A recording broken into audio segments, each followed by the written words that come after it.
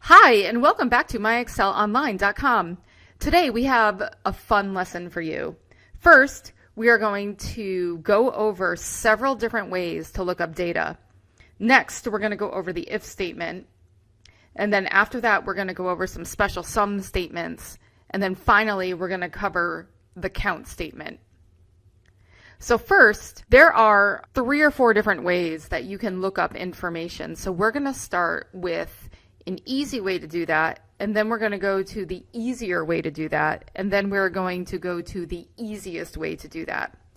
So the easy way is starting with something called match and index.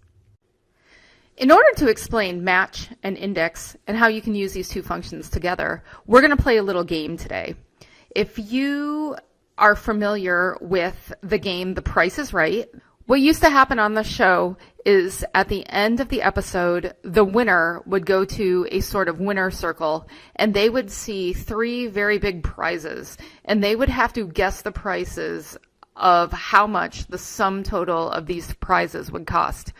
The Price is Right originally had 1 contestant guessing at the end, but for the sake of our example today, we are going to have several guessers. I have 11 of them listed over here on the left, and each one of them has a guess as to what the total of this whole prize package is worth. So what I would like to do is find out who has the correct guess. Now there's certain rules that came with The Price is Right, and usually you had to be the person who guesses the closest without going over. So we're going to try to stick to those rules, but I'm going to show you 3 different functions to see who the winner here is. Okay, I'm just looking for a free cell. I'm going to go right here into E, and I can look at that data right now and I can see that no one has an exact match to our total. But I'm going to go here and I'm going to go equals match, and then I'm going to write a parenthesis. Now the lookup value, this is the value that I want to match. So that is going to be the actual sum of all of our prizes. If I put a comma in next, I'm going to be asked for a lookup array. That array is where all my data is. I don't want the names of the people in this one. I really just want the numbers. So when I highlight this group of numbers right here, this is going to be where I want to find the number that is closest to what's in K5. There's a final argument. If you look here, you can see match type. It's in brackets. That means it's an optional argument. So I'm going to go through each one of those arguments to let you know what they are. The first one is a 0 or an exact match. So if I click on that and I just hit enter, I'm going to get an NA. And that NA is actually correct because no one has guessed 38,548. I'm going to go over here and edit my data though and pretend that Olivia was very, very astute in her price guessing, and she actually did guess 38,548. When I hit enter, I'm going to go back to cell E2 and I'm going to see a number 10. What does that 10 mean? What that means is whoever was on the 10th row, starting here, 1, 2, 3, 4, 5, 6, 7, 8, 9, 10. That is the winning number if I was looking for a perfect match. So we all know that no one is going to guess exactly what this prize package is worth. So I'm just going to hit Control Z on the keyboard and put Olivia's original answer of $50,000 back. Now, if I go up to my match formula up here and I click in the toolbar, I'm going to change this argument to a less than. When I double click on that and then hit enter, I am going to have a result of 5. So what that 5 is going to mean is if I come back to my data set and I go down, this is 1, 2, 3, 4, 5. This person has guessed without going over. And if you look at the 38,000 and the 39,000, the 38,000 should be the winner because it is the closest without going over. So number 5 is the actual winner here. I do want to just explain the last argument here too. It was very important that my data was sorted correctly by number. But if I go up to data and I go to sort and I go from largest to smallest, I want you to watch what happens to my match number. It is now invalid. because it is searching for less than. However, if you look at column B, my data is sorted in a descending order right now. So if I go back and I change the final argument, instead of being a 1, if I change that to greater than in descending order, I will now be returned with a 6. This is the answer 1, 2, 3, 4, 5, 6. Now in this case, this is the closest number going over, but that violates our game's rules. So we really want the one that is closest without going over.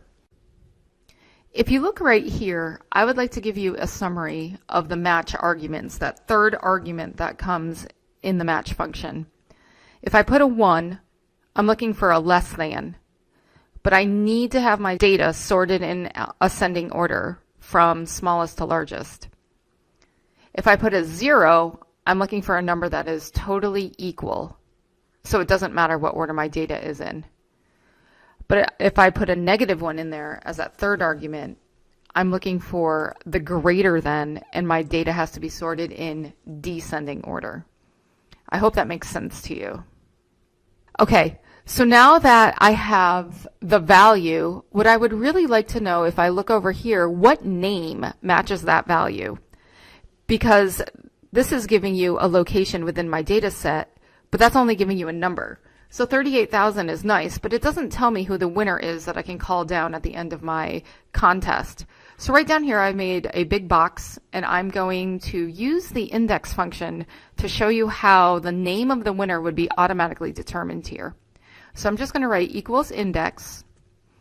And the first argument that this function is asking for is an array. What data do I want to return here? And so I'm going to highlight the column of just the names. Now the next argument it's going to ask me for is, which row do I want? Well, seeing that the names are right next to the guesses, the number I want is whatever number appears here. So once I click on that and I hit enter, I'm returned with Noah as being the winner. So let's say that this total is not the real total. We had underestimated, and the price of the vacation is really $12,000. So if I change that and update it here, all of my calculations are going to change. Here's my little 6. Now it changed to the 6th data spot down, which is 39,000. And then the winner now is Luke, because we're looking over here for the name of the person. Is that correct though?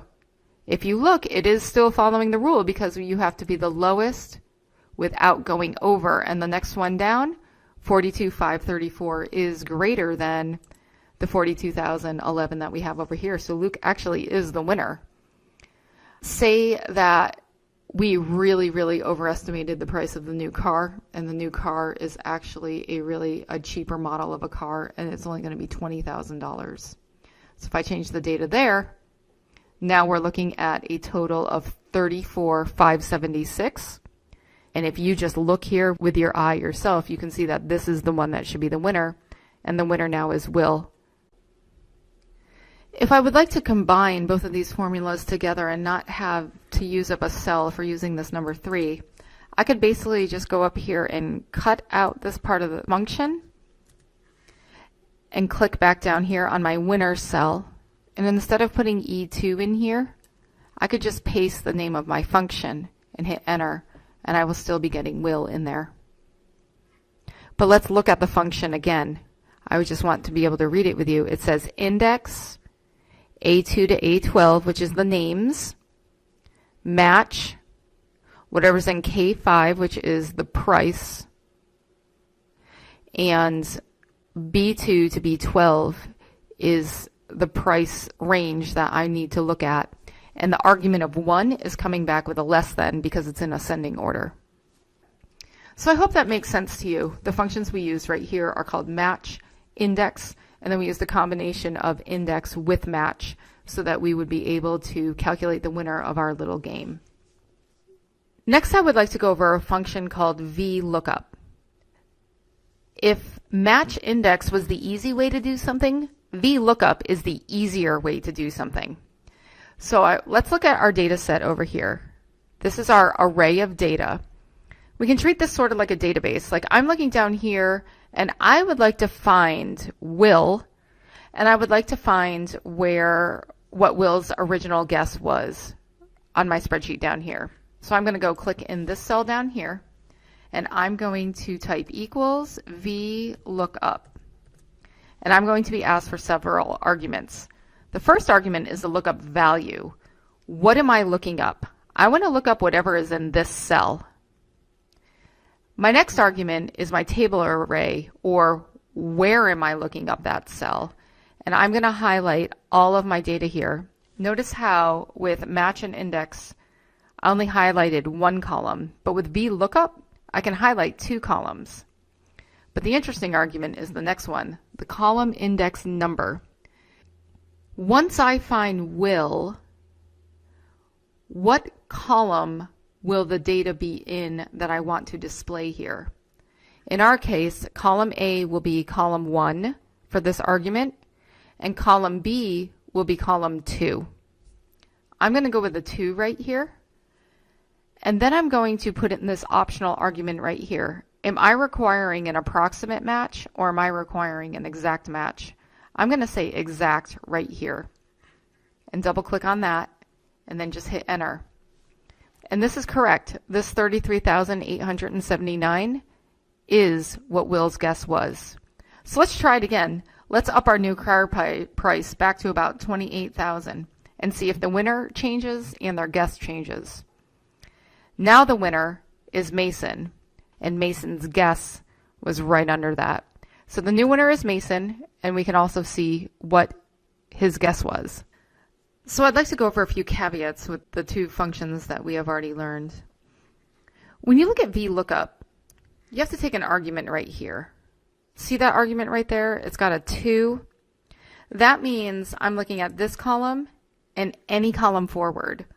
I can't start with column B and look back to column A unless I want to use the index function. But we have already seen that using the index function takes a few steps. So there is actually a newer function in Excel, and it's called XLOOKUP. And I'm going to put that in this cell right here. So in my cell, I'm going to type XLOOKUP, and I'm going to put my first parenthesis. Now the XLOOKUP function is really awesome. It takes all of the pain out of the order of your columns, or knowing, do I want the second column? Does it start counting with a 0? Does it start counting with a 1? I don't know. So let me go over the XLOOKUP function, and hopefully you'll see how great it is. Okay, so the very first thing I want to do here is select the lookup value. So I'm going to go back to this number right here. That's what I'm looking for. Which of my contestants is closest to this number? Next, I'm going to have a lookup array. Where am I looking for that number? So I'm going to select this data set right here. My next argument is going to be the return array.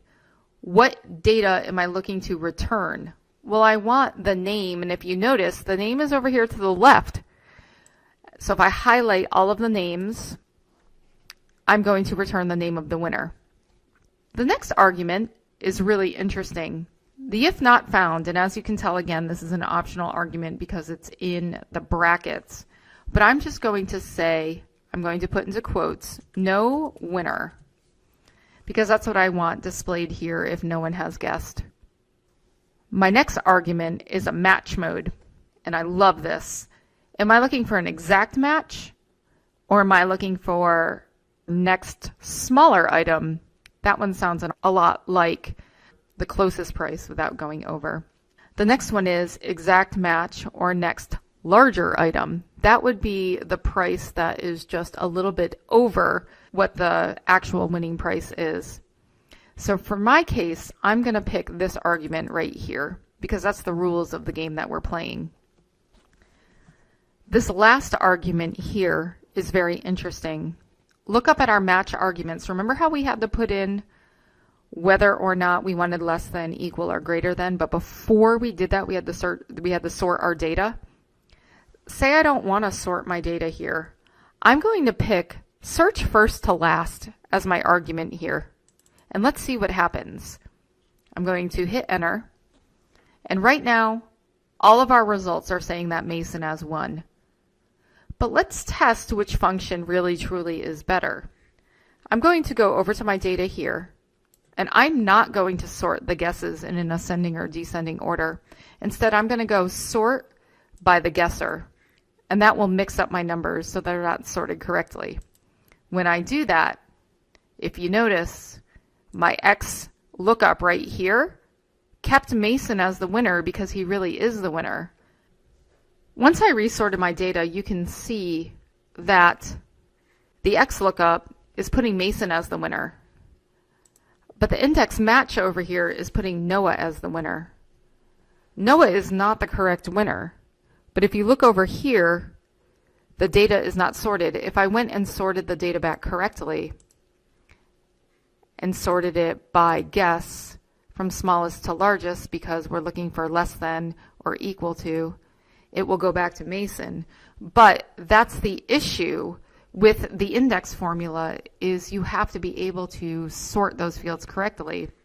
The XLOOKUP does not care if the data is already pre-sorted. It just goes through, unless you change that last argument, it just goes through and it looks at each data point and it keeps track of which one is less than closest to that number without going over. I hope that has cleared up the differences between match and index, VLOOKUP, and XLOOKUP. And I hope now that you have an understanding of XLOOKUP, you'll be able to find some projects to use it in. If you like this video, then give it a thumbs up. And don't forget to subscribe to our YouTube channel. And if you're really serious about advancing your Microsoft Excel and Office skills so you can stand out from the crowd and get the jobs, promotions, and pay rises that you deserve, then click up here and join our Academy online course today.